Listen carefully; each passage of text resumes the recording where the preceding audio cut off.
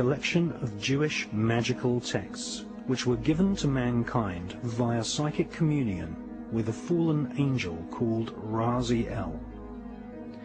Raziel is one of a pantheon of so-called fallen angels who serve the light-bringer Lucifer.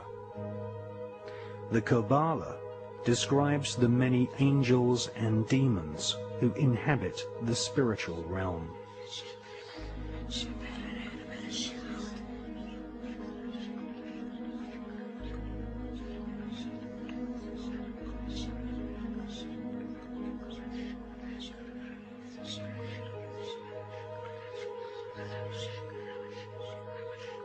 The Kabbalah gives Kabbalists a roadmap called the Tree of Life, which explains how to invoke and communicate with these powerful spirits. The magical information in the Kabbalah originates from Babylon and ancient Egypt at the time of the pharaohs, but did not reach Europe in printed form until the 11th and 12th centuries.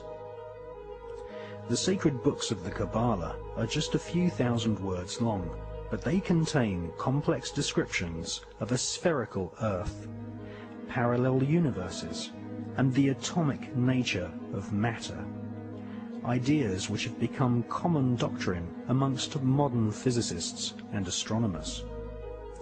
How could such complex information be contained in a group of ancient texts barely larger than an average magazine? The answer is that the Kabbalah is written in code.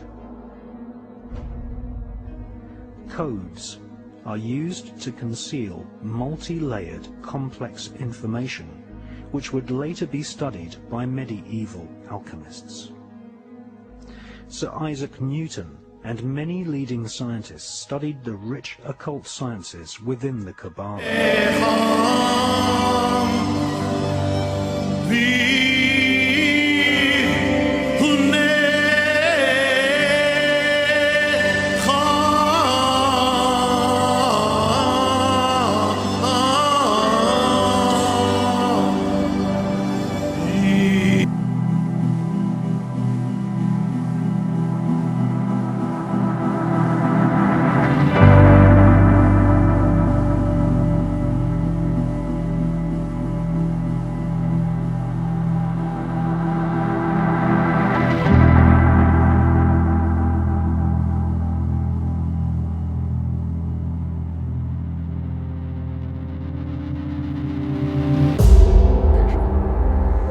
Get the talit over their heads, and they start this chanting. I think it's called duchening. And my father said to me, "Don't look." So everybody's got their eyes covered with their hands, or they've got the talit down over their faces, or turned away, turned their back to these guys. Their hands stuck out from beneath their talit like this towards the congregation. I thought, wow. Something really got hold of me. I thought, I had no idea what was going on, but the sound of it and the look of it was magical. This is the shape of the letter Shin, Hebrew alphabet Shin. Very interesting letter in the language. It's the first letter in the word Shaddai, the first letter in the word Shalom, first letter in the word Shekhinah, which is the name of the feminine aspect of God,